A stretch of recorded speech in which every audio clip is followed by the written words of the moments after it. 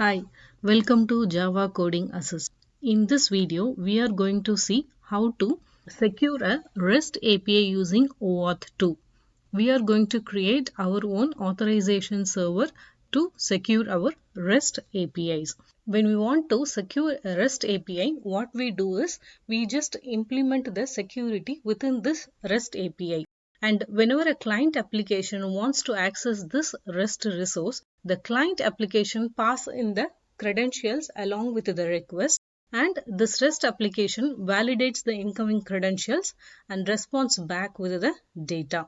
When we want to secure the same REST API with an authorization server, we have to implement a different logic. We have a separate authorization server which is responsible for authorizing the user. So initially, in a normal way, we implement the security here, and the incoming users are authenticated and authorized by this REST application.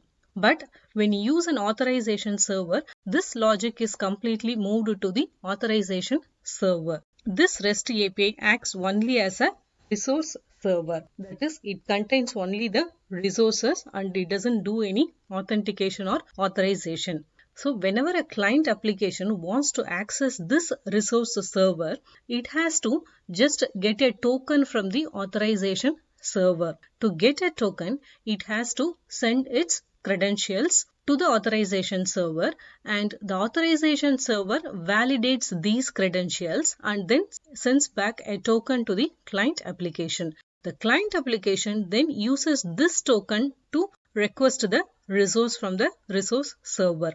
Whenever this resource server receives a token, it just verifies this token with the authorization server, and based on that token information, it just grants access to the data. So this is how it works. That authorization logic will be available only in the authorization server, and the authorization server is responsible for authorizing the incoming user.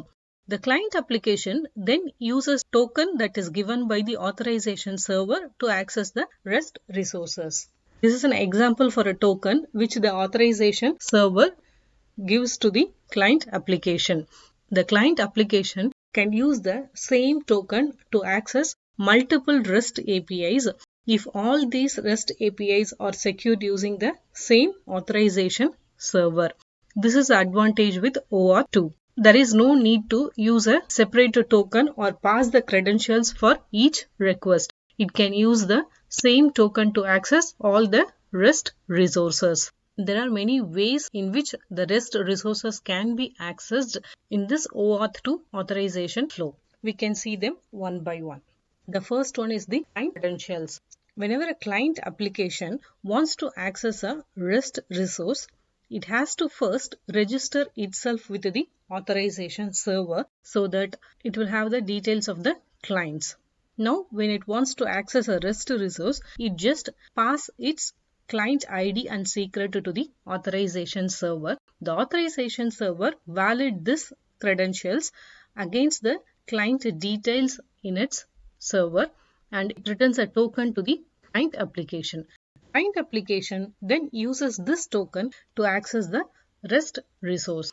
The REST application verifies this token against the authorization server, and based on that, it grants access to this client application. So this flow is called as client credentials flow, and the grant type is called as client credentials. Whenever it is sending a request to the authorization server for the token, we have to mention the grant type. Here the grant type is client credentials. The next one is OAuth 2 resource owner flow. If the client application wants to access a resource from a resource server that is specific to an user, it wants to access any user's related information from the REST resource, then it has to get the user's permission. In such case, they use the resource owner password flow. Here what happens is the client application gets the username and password from the user, and along with that it gives its own client ID and secret to the authorization server. That is, it sends both the client ID and secret, and also the user's username and password which it got it from the user. And the authorization server now verifies both the user's detail and also the client's details and sends back a token to the client application. The client application now uses this token to access the REST resource, and before granting access to the client application, this REST application verifies it with the authorization server. Here also the client app can use the same token to access multiple REST resources if they are using the same authorization server. The next one is the refresh token grant type. The token the authorization server issues the client applications contain all these information. There is the access token, that the actual token, and the type of the token, and the refresh token, one more token which is used to get a new token, and how long this token is valid, and the scope to access the resources. This token is valid only for this amount of time and it expires after this time. So this token is valid only for a limited time. When this token expires, the client application can use this refresh token information to get a new token. And this type of getting a token is called as refresh token flow. So whenever the token that the client application has expires, the client application passes this refresh token information to the authorization server and gets back the new token and makes use of this token to access the REST resources until it expires. The final one is the OAuth 2 authorization flow. Here also the client application tries to access a user-specific information from the resource server. With this authorization code flow, the client application cannot access the entire user information that is available in the resource server.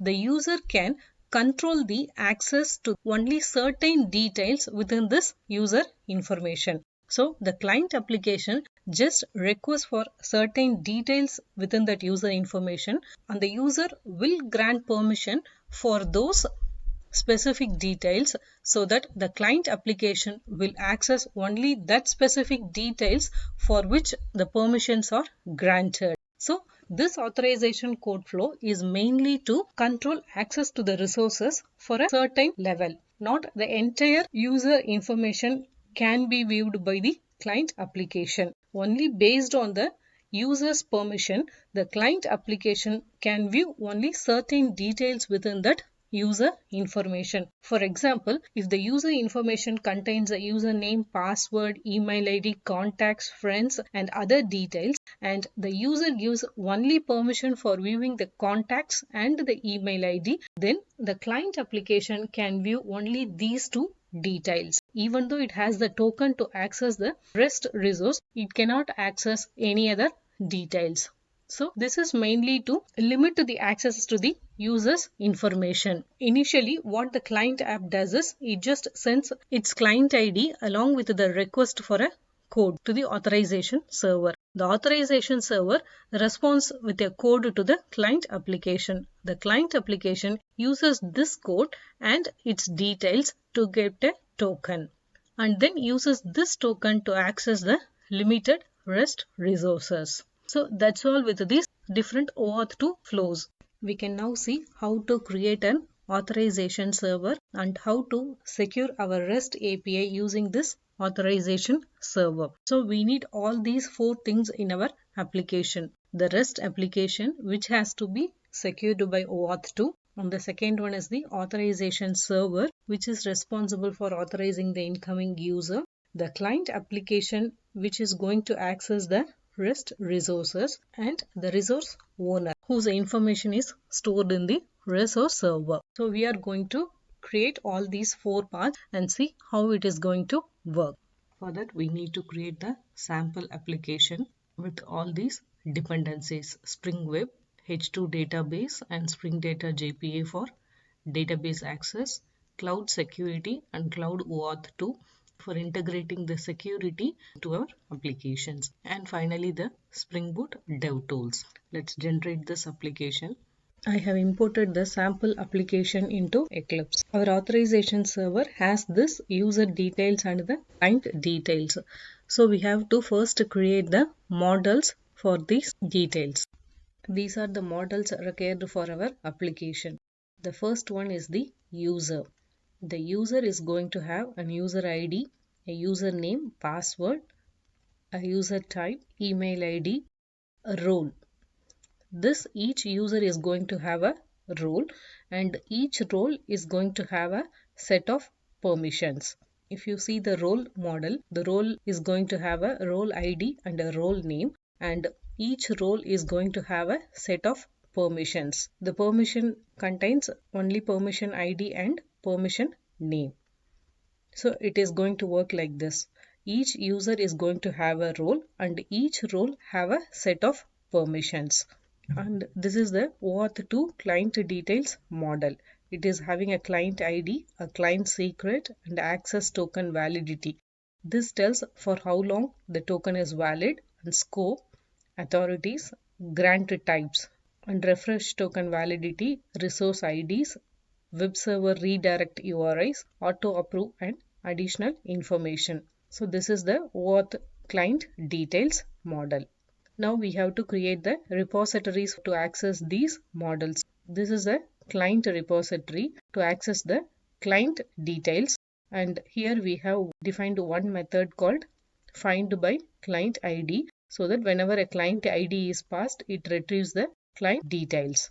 And similarly, we have a user repository, a user JPA repository. Here we have defined one method find by user name, which returns the user when a user name is given from the database. So we are now fine with our models. Next, what we have to do is we have to configure the user's details and client details into the authorization server.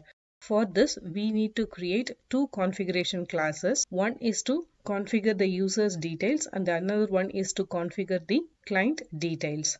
To add the user details to the authorization server, we have to create a configuration class that extends the web security configurer adapter. This is a configuration class, so we have to use @configuration annotation, and we are going to override three of its methods.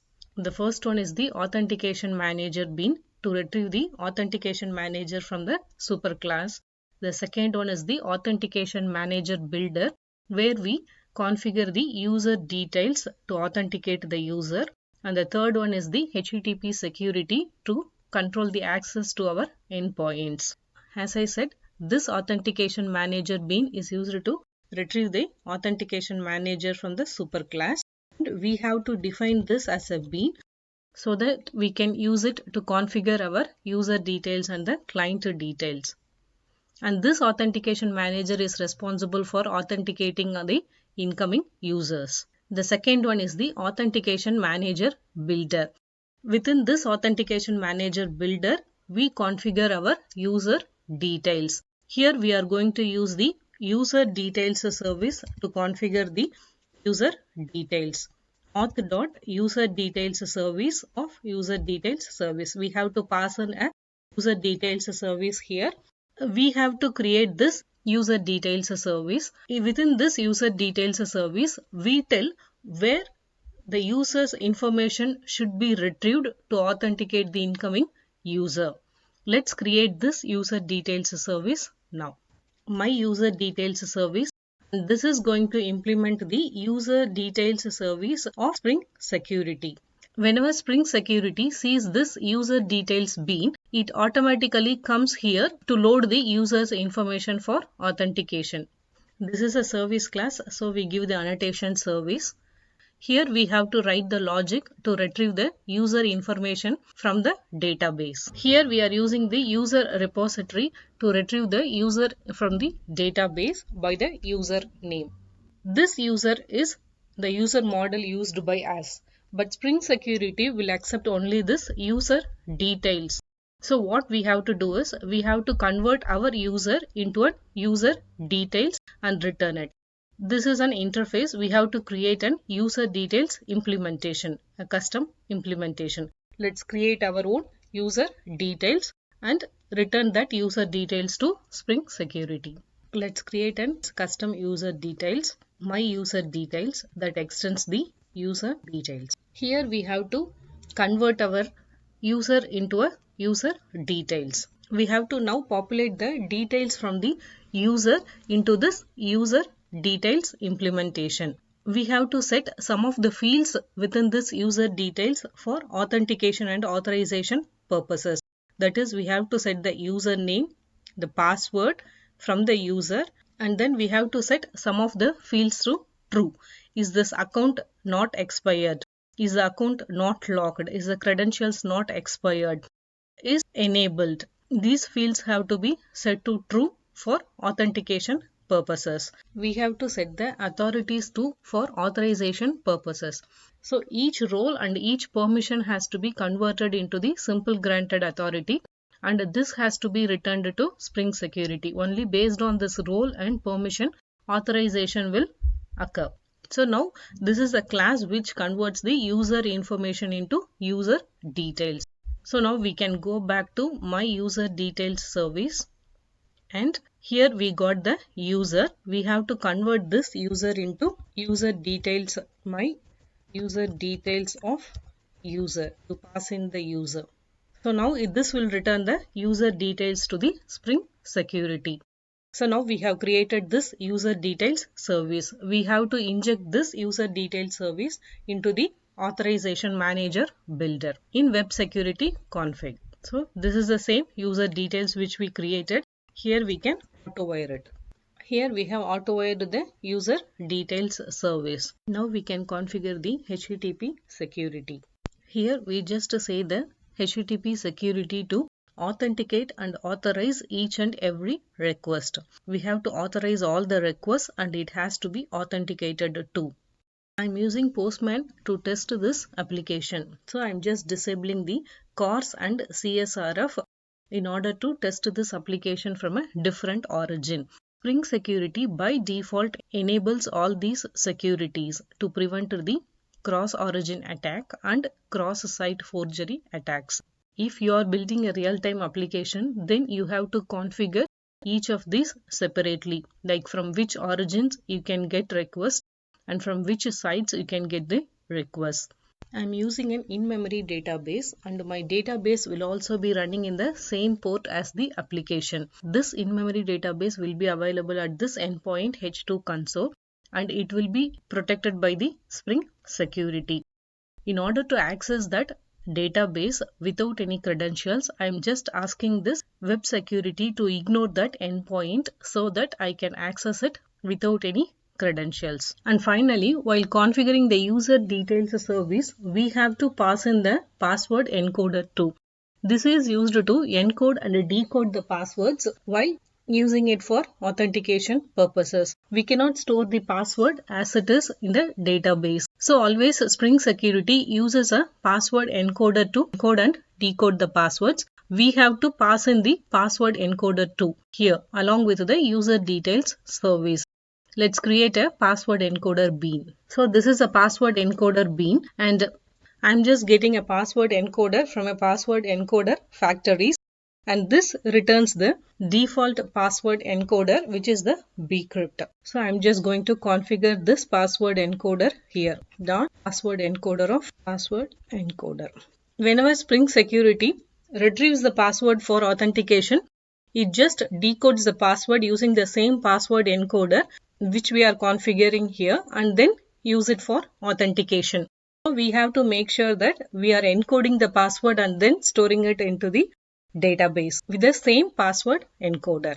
Next, we have to configure the authorization server to add the client details. For this, we have to create a new configuration class called authorization server config that extends the authorization server configurer adapter. This is also a configuration class, so we are using the configuration annotation. Within this class, we configure the client details. That is the details about the client applications that wants to access the REST resources. We have to override 3 of its methods. That is a configure the endpoints, configure the security, and to configure the client details. Let's configure the clients first. we have to configure the client details to this client details service configurer.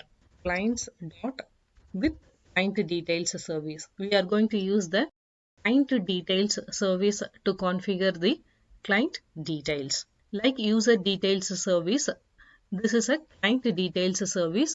This is a service from where the authentication manager gets the details about the clients to authenticate the client applications. Now we have to create the client details service that implements the client details service. This is a service class. So whenever the Spring Security sees this client details service bean, it comes here to load the client information from the database. So here we have to write that logic to load the client details from database. So here we are using the client repository to retrieve the client information based on the client ID. But here this is our model app client. But Spring Security accepts only the client details. Like user details, we have client details. Now we have to create an implementation of this client details and convert our client model into the client details and return it to Spring Security. Now let's create this client details implementation. My client details that implements client details. We have created this implementation and we have to populate it with the details from our client model. Now what we are doing is we are just populating the information from the app client to the my client details. And here we have some of the fields for client details that has to be set for authentication. Like we have to set the client ID, client secret and get refresh token validity seconds. That is for how long the refresh token is valid, and the redirect URIs and resource ID, scope, and whether it is auto approved or not, and then whether it is scoped. We have to reset true to all this. Is that secret required? And then we have to set the authorization grant types. We have to set the authorities, and the authority is the role client. So now we have created the client details. We can go back to my client details service and return this client details to Spring Security. New my client details of. So this will return the client details to the Spring Security. Now we can auto wire this client details service to authorization server in the authorization server configurer adapter class. While auto wiring, we just mostly use the interface name here, but already Spring Security has a client details service, so we are writing it very specifically that it has to use the my client details service. It has to auto wire the my client details service here. So now we have configured the client details. We can configure the endpoints. These are the different endpoints within an authorization server that serves different purposes. The first one, OAuth token, is used to get an access token. The second one, OAuth authorize, is to authorize the client application to access the resources. And the third one is to check the token, to check whether it is valid. And the fourth one is the endpoint where you can get the resources. So these are the different endpoints. If we are using the password grant type, then we have to configure the authentication manager and user details service to this endpoint in order to authenticate the incoming user. Endpoints dot authentication manager of authentication manager and dot user details service of user details service. Now we have configured the authorization server, and finally we should include the @enable authorization server annotation so that the application acts as an authorization server. I have configured the port and database in the applications.properties file. The authorization server is going to run on 8080, and this is a database, and these are database specific informations. I am using an in-memory database, so I have to populate my database with the data. So I am using the data.sql to populate the data into the database. I am just inserting a role, permissions, and then the user information. While inserting the user, you have to make sure that you have encoded the password using the same password encoder that you have specified in Web Security Configurer Adapter class. If you check in Web Security Config class, we have used the bcrypt password encoder.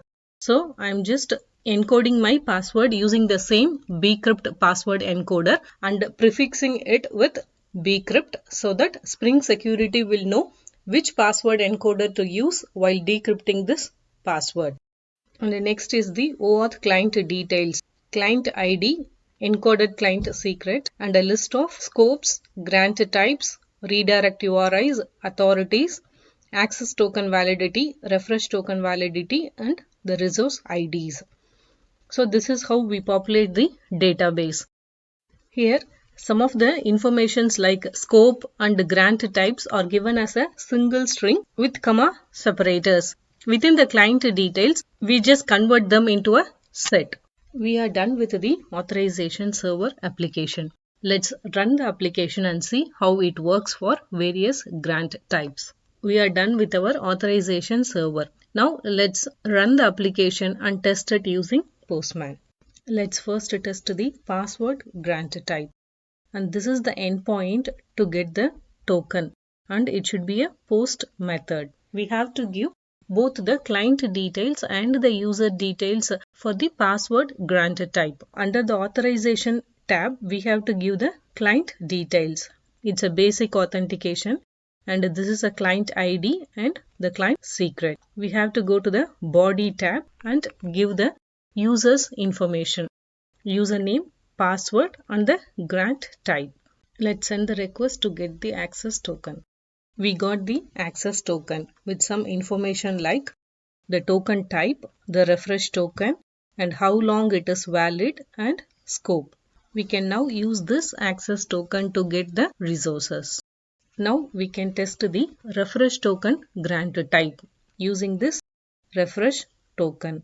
We are using the same endpoint to get the token and the method is post. Here we give the client details, client ID and secret, and in the body we specify the grant type as refresh token and we give the refresh token value here. Let's send the request and get a new token. Now we got a new access token which we can use to access the REST resources. Let's now test the client credentials grant type. We are using the same endpoint and under the authorization tab we are giving the client details and in the body we are just specifying the grant type as client credentials. Let's send the request and get the token. We can now use this token to access the REST resources. We are done with our authorization server and we are able to get the access token too. The next step is to create a resource server and use this token to access the resources from the resource server. Let's see that in part 2 of this video. Let me know your feedback in the comment section. Thanks for watching. Bye.